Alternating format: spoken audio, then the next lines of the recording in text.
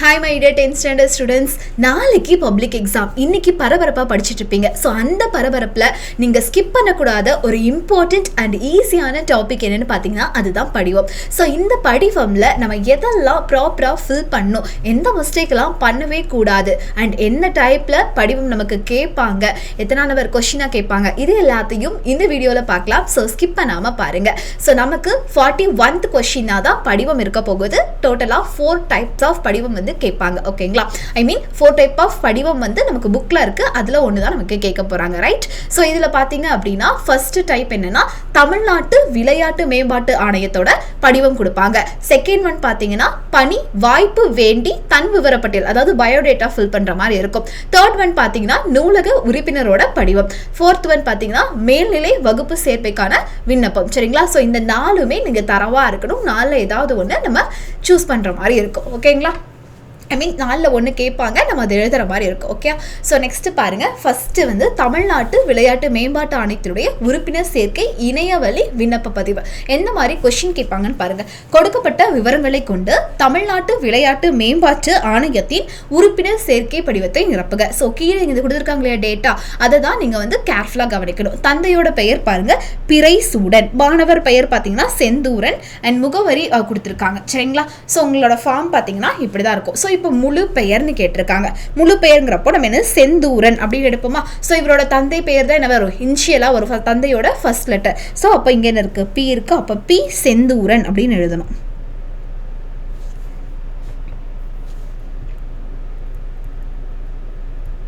அடுத்து இவர் ஆனா, ஸோ பாலினம் வந்து நமக்கு ஆண் அப்படின்னு வரும். கைபேசி எண் வந்து நீங்கள் நம்பர்ஸ் எழுதிக்கலாம்.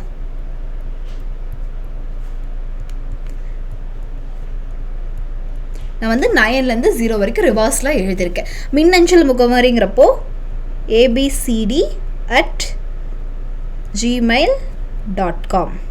பிறந்த தேதி அப்படின்னு வரப்போ ஏதோ ஒரு டேட் ஆஃப் பர்த். ஓகேங்களா? நெக்ஸ்ட் ரத்த வகை அப்படிங்கிறப்போ பி பாசிட்டிவ் இல்லைனா ஓ பாசிட்டிவ். இந்த மாதிரி நீங்கள் தமிழில் எழுதுறீங்க அப்படின்னா ஓ போட்டுட்டு இப்படி எழுதலாம். ஓகேங்களா? ஸோ தந்தை பெயர் கொடுத்துருக்காங்க இல்லையா? பிறைசூடன்.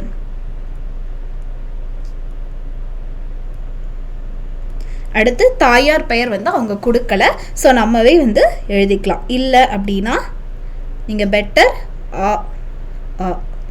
இந்த மாதிரி வந்து எழுதிடலாம். சரிங்களா? அடுத்து தொடர்பு முகவரியில் கதவு எண், தெருவோட பெயர், கிராமம் அல்லது நகரத்தின் பெயர்னு கேட்டிருக்காங்க. ஸோ இந்த இடத்துல வந்து அவங்க கொடுத்துருக்க டீட்டெயில்ஸ் ஃபில் பண்ணும். 32 தேர்வீதி, எழில் நகர். ஓகேங்களா? 32 தேர்வீதி, எழில் நகர். அதுக்கப்புறம் மாவட்டம் மதுரை கொடுத்துருக்காங்க. பின்கோடு இதில் கொடுத்துருக்காங்க பாருங்கள். 62502001 62. ஓகேங்களா? ஒன்ஸ் செக் பண்ணி போங்க எழுதிட்டு.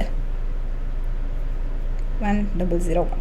ஸோ இங்கே நிரந்தர முகவரின்னு இருக்கு இல்லையா? ஸோ மேலே என்ன எழுதுறீங்களோ அதே தான் நிரந்தர முகவரியிலையும் நீங்கள் எழுதணும். 32 தேர்வீதி, எழில் நகர், மதுரை. அஞ்சல் குறியீடு அவங்க கொடுத்துருக்குது 625001. மாநிலம் இதில் கொடுத்துருக்காங்க, உங்களுக்கு புக்கில் இருக்கிறதுல அங்கே கொடுக்க மாட்டாங்க. ஸோ நீங்கள் தமிழ்நாடு எழுதிக்கோங்க. இனம் வந்து இந்தியன் அப்படின்னு சொல்லி எழுதிக்கலாம். ஓகேங்களா? ஆதாருக்கு நீங்கள் இந்த மாதிரி XX, அதாவது ஃபர்ஸ்ட் 4 நம்பர், அதுக்கப்புறம் 4 நம்பர், அதுக்கப்புறம் 4 நம்பர், கேப் விட்டு நீங்கள் XX போட்டுக்கலாம். ஆன்னு போட்டாலும் சரிதான். இல்லை அப்படின்னா 1234 இப்படியும் நீங்கள் எழுதிக்கலாம். ஓகேங்களா? ஆதார் எண்ணுக்கு. அடுத்து புகைப்படத்தை பதிவேற்றம் அது கொடுத்துருப்பாங்க. கடவுச்சொலுக்கு நீங்கள் அது போட்டுக்கலாம். இல்லை இந்த மாதிரி எக்ஸும் போட்டுக்கலாம். கடவுச்சொலை உறுதிப்படுத்திக்கோங்க. அதே மாதிரி தான் நீங்கள் அந்த அதையே வந்து போட்டுக்கலாம். ஓகேங்களா? இல்லை மேம் நம்பர்ஸ் மாதிரி போடணும் அப்படின்னா நீங்கள் தமிழ் எண்கள் க உ அந்த மாதிரி எழுதுவோம் இல்லையா? ஸோ அதுவுமே நீங்கள் எடுத்துக்கலாம். ஸோ இதுதான் வந்து இம்பார்ட்டன்ட். ஓகேங்களா? ஸோ விளையாட்டு ஆணையம் வந்துச்சு அப்படின்னா நம்ம ஃபஸ்ட்டு தந்தை பெயரை வந்து என்னன்னு பார்க்கணும். அதுக்கப்புறம் மாணவரோட பெயர், அவங்களோட முகவரி, மாணவருக்கு அவங்களோட இனிஷியல் கொடுக்கலைன்னா தந்தையோட முதல் எழுத்து இருக்கு இல்லையா, ஸோ அந்த எழுத்தை நீங்கள் இனிஷியலாக போட்டு அவங்க எழுதணும். ஓகேங்களா? ஸோ இது ஒரு படிவம். அடுத்த படிவம் பாருங்கள், நமக்கு பணி வாய்ப்பு வேண்டி தன் விவரப்பட்டியலில் இருப்பது, அதாவது பயோடேட்டா. ஸோ கொஸ்டின் எப்படி கேட்பாங்கன்னு பாருங்கள். ஈரோடு மாவட்டம் சத்தியமங்கலம் வள்ளலார் தெரு 44 என்ற முகவரியில் வசிக்கும் இளவேந்தன் என்பவரின் மகள் இளவேனில், அப்போ பொண்ணு. ஓகேங்களா? இவர் தான் அப்பா. தட்டச்சு பணி வேலை வாய்ப்பு வேண்டி, அப்ப யாருக்கு வேலை வேணும்? இளவேனிலுக்கு தான் வேலை வேணும். அவங்களுக்கு என்ன வேலைன்னு பாருங்க, தட்டச்சர். ஓகேங்களா? பணி வாய்ப்பு வேண்டி விண்ணப்பிக்க விரும்புகிறார். தேர்வர் தன்னை இளவேனிலாக கருதி தன் விவர பட்டியல் படிவத்தினை நிரப்புக. ஸோ நம்ம யாரா நினைச்சுக்கிறோமா? இளவேனிலா நினைச்சுக்கணும்னு சொல்றாங்க. ஓகேங்களா? ஸோ பெயர் என்னது? இளவேனில். அவங்க அப்பா பேர் என்ன? இளவேந்தனா. அப்போ வந்து ஈன்னு வந்து நம்ம எழுதிக்கலாம், இனிஷியல். ஓகேங்களா?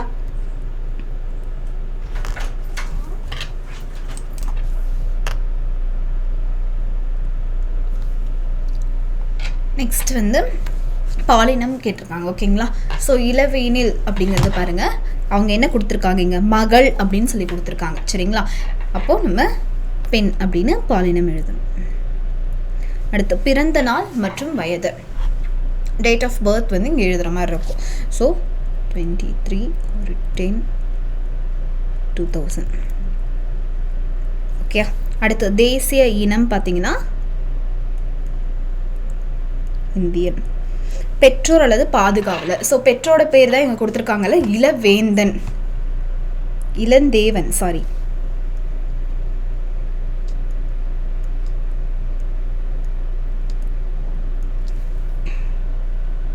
எஸ். நெக்ஸ்ட் வீட்டு முகவரி பாருங்க.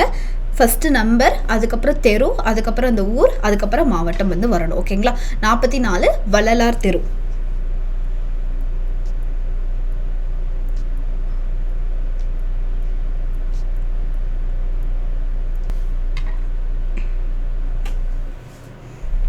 சத்தியமங்கலம், ஈரோடு.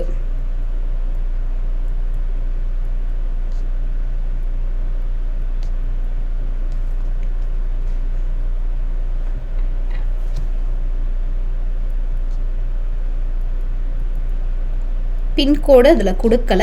ஸோ ஈரோடு பின்கோடு போடணும் அப்படின்னா நீங்கள் வந்து XX இந்த மாதிரி வந்து போட்டுக்கலாம். ஓகேங்களா? அடுத்து தொலைபேசியில் அலைபேசி என்கிறப்போ இதுக்கு முன்னால் நம்ம ஃபில் பண்ணோம் இல்லையா நம்பர்ஸ், அதே மாதிரி நீங்கள் ஃபில் பண்ணிக்கலாம். அதுக்கப்புறம் 10ஆம் வகுப்பில் பெற்ற மதிப்பெண்கள். ஸோ நீங்கள் இப்போ 10th என்ன மார்க் எடுக்கணும்னு நினைக்கிறீங்களோ ஸோ அந்த மார்க் வந்து நீங்கள் எழுதிக்கலாம். தாய்மொழி அப்படிங்கிறப்போ தமிழ். பயின்ற மொழிகள் தமிழ், ஆங்கிலம். அடுத்து தட்டச்சு அப்படிங்கிறப்போ டைப்ரைட்டிங் கேட்டிருக்காங்க. ஸோ அதுலேயும் நீங்கள் என்ன எழுதணும்னா தமிழ், ஆங்கிலம், அதில் வந்து மேல்நிலை, அதாவது ஹையர் கேட்டகரிக்கு சொல்கிறது. ஓகேங்களா?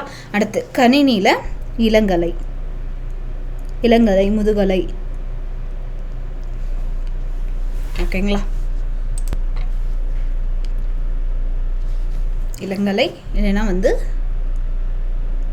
முதுகலை, இது ரெண்டில் நீங்கள் எது வேணால் எழுதிக்கலாம். அடுத்து மேற்கண்ட விவரங்கள் அனைத்தும் உண்மை என உறுதி கூறுகிறேன். தங்கள் நிறுவனத்தில் டேஷ் பணியை அப்படின்னா அவங்க பணி வந்து இங்கேயே மென்ஷன் பண்ணியிருக்காங்க பாருங்க, தட்டச்சர் அப்படின்னு. சரிங்களா? ஸோ அப்போ நீங்கள் இங்கே என்ன தட்டச்சர் பணியினை தந்தால் எனது பணியை சிறப்பாகவும் உண்மையாகவும் செய்வேன் என்று உறுதியளிக்கிறேன். இப்படிக்கு தங்கள் உண்மையுள்ள அப்படிங்கிறப்போ நம்ம இங்கே நேம் எழுதணும் இல்லையா, இளவேனில் அப்படின்னு. அந்த நேம் வந்து இங்கே எழுதணும்.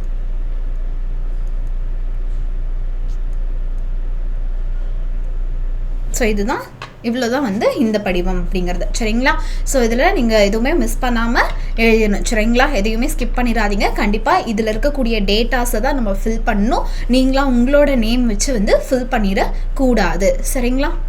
ஸோ நெக்ஸ்ட் படிவம் பார்ப்போமா? எஸ், நெக்ஸ்ட் படிவம் பாடுங்க. நூலக உறுப்பினர் படிவம். ஸோ இந்த நூலக உறுப்பினர் படிவம்ல எப்படி கொஸ்டின் கேட்பாங்கன்னு பார்க்கலாம். கடலூர் மாவட்டம் பன்ருட்டி காமராசர் தெரு 32ஆம் இலக்க வீட்டில் குடியிருக்கும் முத்துவின் மகள். ஸோ முத்துங்கிறது அப்பா பேரு, மகள் வந்து யாரு? தமிழ்கொடி. மாவட்ட மைய நூலகத்திற்கு. ஸோ என்ன நூலகம்னு பார்த்துக்கோங்க. மைய நூலகமா கிளை நூலகமா என்ன கொடுத்துருக்காங்கன்னா அது ரொம்ப இம்பார்ட்டன்ட். சரிங்களா? மைய நூலகத்தில் நூலக உறுப்பினராக சேர விரும்புகிறார். தேர்வர் தன்னை தமிழ்கொடியாக எண்ணி கொடுக்கப்பட்ட நூலக உறுப்பு படிவத்தை நிரப்புக அப்படின்னு சொல்லி கேட்குறாங்க. ஓகேங்களா? ஸோ ஃபர்ஸ்ட் பாருங்க, இப்படிதான் படிவம் இருக்கும். டேஷ் மாவட்ட நூலக ஆணைக்குழுன்னு இருக்கு. ஸோ என்ன மாவட்டம் இங்க பாருங்க? கடலூர் மாவட்டம். சரிங்களா? ஸோ அப்போ இங்க கடலூர். நெக்ஸ்ட் இங்க கொடுத்துருக்காங்களா மைய கிளை ஊர்ப்புற நூலகம். ஸோ இந்த 3ல் எது வேணா சேஞ்ச் பண்ணி கேட்பாங்க. ஸோ அதில் வந்து கொஞ்சம் கேர்ஃபுல்லாக இருங்க. மைய நூலகமா, அப்போ மையம் அப்படிங்கிறத மட்டும் டிக் பண்ணிட்டு இங்கே நம்ம என்ன எழுதுறோம்? மாவட்டம் இருக்கு இல்லையா? ஸோ அந்த மாவட்டம் வந்து எழுதணும் கடலூர். ஓகேங்களா? ஸோ அட்டை எண் வரும்போது 1 2 3 4, இங்கே எழுதும்போது 2 3 4, இந்த மாதிரி 3 நம்பர்ஸ், இங்கே 4 நம்பர்ஸ் எழுதிக்கோங்க. நெக்ஸ்ட் பெயர். ஸோ பெயர் யாரு? மகள். தமிழ்கொடியாக தான் நம்மளை நினச்சிக்கணும்னு சொல்லியிருக்காங்க இல்லையா? ஸோ அப்போ தமிழ்கொடி.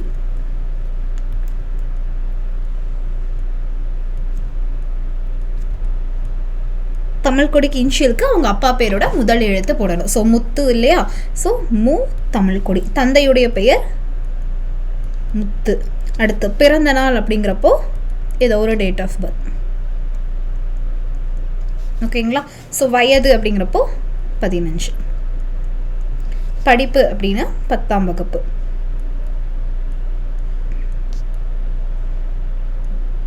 தொலைபேசி எண் 9876544210. ஓகேங்களா?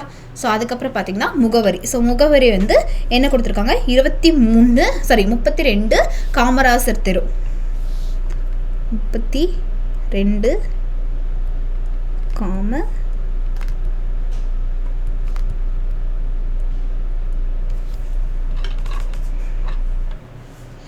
பன்ருட்டி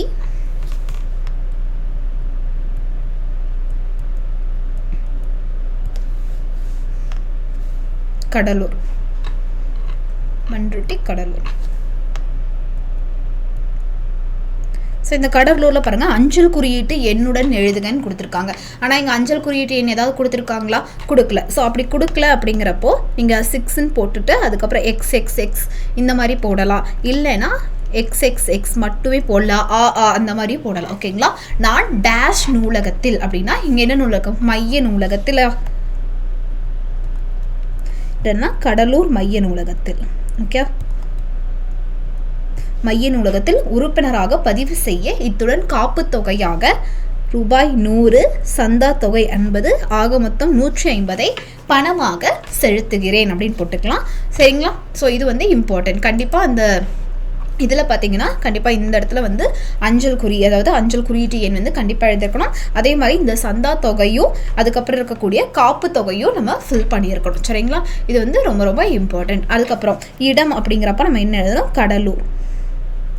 ஓகேங்களா?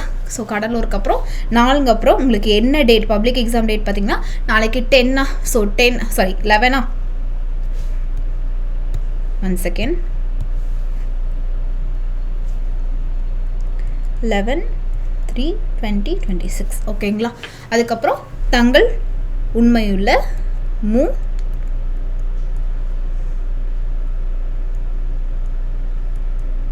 தமிழ்கொடி. சரிங்களா? ஸோ இவ்வளோதான். ஸோ இதில் இம்பார்ட்டண்ட்டாக வந்து நீங்கள் ஸ்கிப் பண்ணாமல் செக் பண்ண வேண்டிய விஷயம் வந்து இந்த மைய நூலகமா கிளை நூலகமா ஊர்ப்புற நூலகமா ஓகே அப்படிங்கிறத நீங்கள் கம்பல்சரி செக் பண்ணியிருக்கணும். உறுப்பினர் எண்ணும் அட்டை எண்ணும் இம்பார்ட்டண்ட்.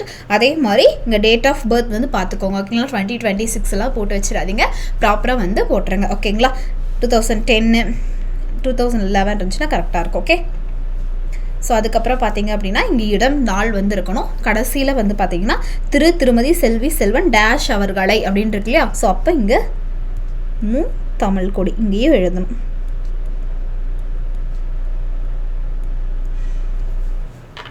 ஓகேங்களா. ஸோ இதுக்கப்புறம் நீங்கள் எதுவும் ஃபில் பண்ண வேண்டியதில்லை, இதுதான் ஃபைனல். ஸோ நெக்ஸ்ட் அடுத்த என்ன படிவம் இருக்குன்னு பார்த்தலாம் பாருங்கள். மேல்நிலை சேர்க்கை விண்ணப்பம். ஸோ மேல்நிலை சேர்க்கை விண்ணப்பத்தில் எந்த மாதிரி கொஷின் கேட்குறாங்க அப்படின்னு பாருங்கள். இது கிடையாது, ஜஸ்ட் கொஸ்டின் நம்பர். மூவேந்தர் நகர் மதுரை மாவட்டம் என்ற முகவரியில் வசிக்கும்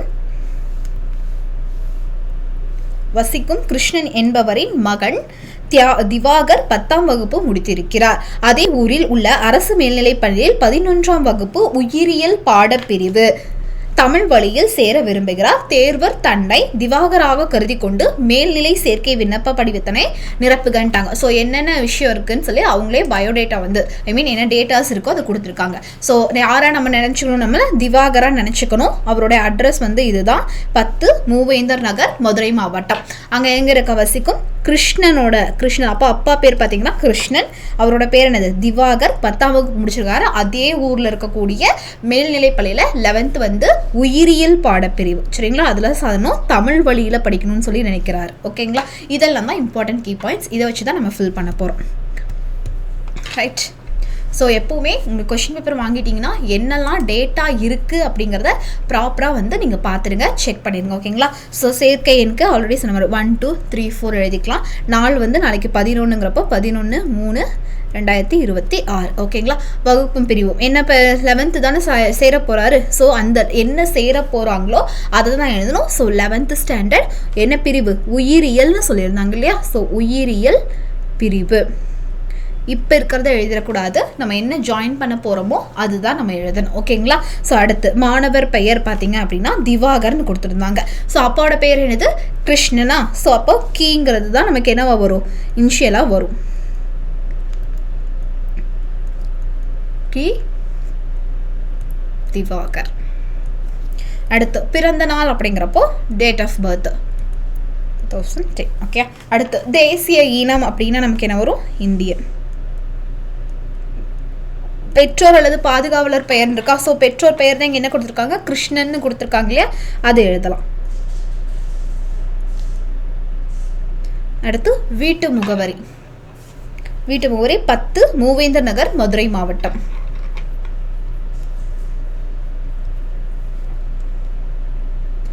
10 மூவேந்தர் நகர், அதில் மதுரை மாவட்டம் மட்டும்தான் கொடுத்துருக்காங்க. ஸோ மதுரை போட்டுட்டு இங்கே பின்கோடுக்கு நீங்கள் XXX அப்படி எழுதிக்கலாம். இல்லை அப்படின்னா இந்த மாதிரி வந்து எழுதிக்கலாம். சரிங்களா.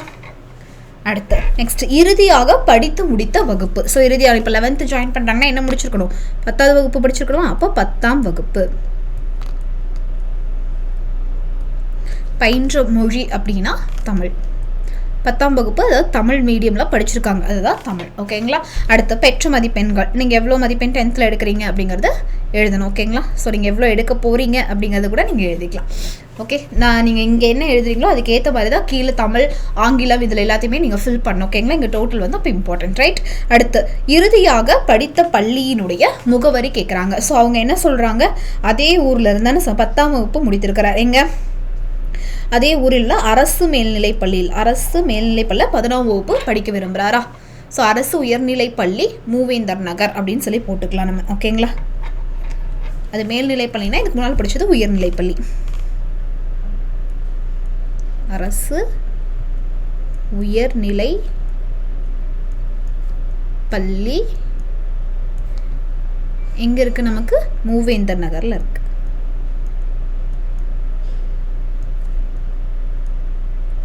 நெக்ஸ்ட்டு தேர்வினுடைய பெயர். அப்போ இதுக்கு முன்னால் அவர் என்ன தேர்வு வந்து முடிச்சிருக்காது, பொது தேர்வு தானே. ஸோ அது எழுதணும், பொது தேர்வு. அதுக்கப்புறம் பதிவு எண், ஆண்டு. ஸோ ரெஜிஸ்டர் நம்பர், உங்கள் ரெஜிஸ்டர் நம்பரும் நீங்கள் எழுதலாம். இல்லைன்னா ஏதாவது ஒரு நம்பர் எழுதிட்டு கீழே வந்து ஆண்டு எழுதுறோம். எந்த ஆண்டு, 2025 2026 வரைக்கும். சரிங்களா. ஸோ இங்கே நான் வந்து 450 போட்டிருக்கேன். எல்லாத்துலேயும் 90 மார்க்ஸ் வந்து நான் போட்டுக்குவேன். ஸோ ஈஸியாக இருக்கும் இல்லையா, 450 டோட்டல். ரைட். ஓகேங்களா. ஸோ நீங்கள் வேறு ஏதாவது நம்பர்ஸ் போடுறீங்க அப்படின்னா அதுக்கேற்ற மாதிரி வந்து இதை ஆல்ட்ரேட் பண்ணிக்கணும். ரைட். அடுத்து பாருங்கள், மாற்றுச் சான்றிதழ் இணைக்கப்பட்டதில்ல. மாற்றுச் சான்றிதழ் என்ன, டிசி. ஸோ கண்டிப்பாக டிசி வச்சுருப்போம். ஸோ இங்கே வந்து ஆம் அப்படின்னு வரும். தாய்மொழி அப்படிங்கிறது நமக்கு தமிழ். அடுத்து அடுத்து சேர விரும்பும் பாடப்பிரிவும் பயிற்று மொழியும் கேட்டிருக்காங்க. ஸோ கொஷினில் கொடுத்தது உயிரியல் பிரிவு அப்படின்னு எழுதணும். அதுக்கப்புறம் ஒரு ஸ்லாஷ் இல்லை கமா போட்டுட்டு, ஸ்லாஷ் போடாதீங்க, கமா போடுங்க. ஸோ தமிழ் பயிற்று மொழி நமக்கு என்னது தமிழ். அதுக்கப்புறம் மாணவ மாணவியின் கையொப்பம் அப்படிங்கிறப்போ இங்கே கி திவாகர். ஓகேங்களா? ஸோ இவ்வளோ தான் படிவம். நமக்கு இந்த 4 டைப்பில் இருந்தால் உங்களுக்கு கொஷின் கேட்க போகிறாங்க. ஸோ இந்த 4 டைப்லேயுமே எப்படி ஃபில் பண்ணணும் அப்படின்னு சொல்லி நம்ம பார்த்துருக்கோம். நீங்கள் மோஸ்ட் இம்பார்ட்டண்ட்டாக நோட் பண்ண வேண்டிய ஒரே விஷயம் என்ன அப்படின்னு பார்த்தீங்கன்னா, என்ன டேட்டா வந்து அவங்க கொடுத்துருக்காங்க அப்படிங்கிறது தான். சரிங்களா? டேட்டாவில் வந்துட்டு அவங்க அம்மா பேர் அப்பா பேர் கொடுத்துருக்காங்களா, இல்லை அப்பா பேர் மட்டும் இருக்கா, அண்ட் அதில் வந்து வேறு என்ன டீட்டெயில்ஸ் கொடுத்துருக்காங்க அப்படிங்கிறத நீங்கள் மார்க் பண்ணி வச்சுட்டு அதுக்கப்புறமா நீங்கள் ஃபார்ம் எடுத்து பக்கத்தில் வச்சு ஃபில் பண்ண ஆரம்பிச்சிங்கன்னா ஈஸியாக இருக்கும். எந்த இடத்துலையும் அவங்க கொடுக்காததை நீங்களா, அதாவது அவங்க கொடுத்ததை நம்ம மாற்றிக்க கூடாது. சரிங்களா? இப்போ தந்தை பேர் கொடுத்துருக்காங்கன்னா நம்ம வேறு எதுவும் மாற்றி எழுதக்கூடாது. அதே மாதிரி பின்கோடு கொடுத்துருந்தாங்கன்னா அந்த பின்கோடு தான் நீங்கள் எழுதணும். நீங்களாம் வந்து ஒரு நம்பர் எழுதக்கூடாது. சரிங்களா? கொடுக்காத பட்சத்தில் அதுக்கு வந்து டேட்டா அங்கே வேணும்னா நீங்கள் ஆ போடுறது இல்லை அது தொடர்பான இதை எழுதுறது வந்து பொருத்தமாக இருக்கும். பட் கொடுத்துருக்க எந்த டேட்டாவையும் நீங்கள் சேஞ்ச் பண்ணாமல் அப்படியே அந்த படிவத்தில் ஃபில் பண்ணணும். அப்படி பண்ணுறப்ப வந்து நம்ம வந்து ஃபுல் மார்க்ஸ் வாங்கலாம். அண்ட் மோஸ்ட் இம்பார்ட்டண்ட்டாக படிவத்தில் அடித்தல் திருத்தல் இல்லாமல் பார்த்துக்கோங்க. ஓகேங்களா? ஒன்ஸ் ஆர் ட்வைஸ் வந்து செக் பண்ணிவிட்டு அதுக்கப்புறமா ஃபில் பண்ணுங்கள். படிவம் பார்க்கும்போதே ரொம்ப நீட்டாக ப்ரெசன்டேஷன் இருக்கணும். ப்ரெசன்டேஷன் ரொம்ப இம்பார்ட்டன்ட் இல்லையா? நீங்கள் படிவமில் லைட்டாக அடிச்சு இது பண்ணிங்கனாலுமே அது தெரிஞ்சிடும். கொஞ்சம் ஒரு பேட் இம்ப்ரெஷன் மாதிரி ஆயிரும். ஸோ படிவம் பொறுத்த வரைக்கும் அடித்தல் திருத்தல் இல்லாமல் எழுதுங்க. கொஞ்சம் நீட்டாக ஃபில் பண்ணுங்கள். ஓகேங்களா? ஸோ அதே மாதிரி இப்போது லைக் வந்து இந்த மாதிரி இருக்குன்னா இதுவும் மெர்ஜ் ஆகிற மாதிரி. ஓகேங்களா? ஸோ பெருசாக எழுதுங்க. ஆன்னா இங்கே கொண்டு போய் 9-3 இந்த மாதிரி 2 இது வந்து ஒட்டி வர மாதிரி எழுதாதீங்க. ஒன்றுக்கு ஒன்று ப்ராப்பர் கேப் இருக்கிற மாதிரி பார்த்துக்கோங்க. சரியா? அதே மாதிரி ஒவ்வொரு எழுத்து நீங்கள் எழுதுறத உங்களுக்கு தெளிவாக தெரிகிற மாதிரி பார்த்துக்கோங்க. ஸோ மார்க் வந்து நம்ம ஈஸியாக 5 out of 5 மார்க்ஸ் வந்து வாங்கிடலாம். நாளைக்கு பப்ளிக் எக்ஸாம் எழுத போகிறவங்க எல்லாத்துக்கும் wish you all the best. Do well students.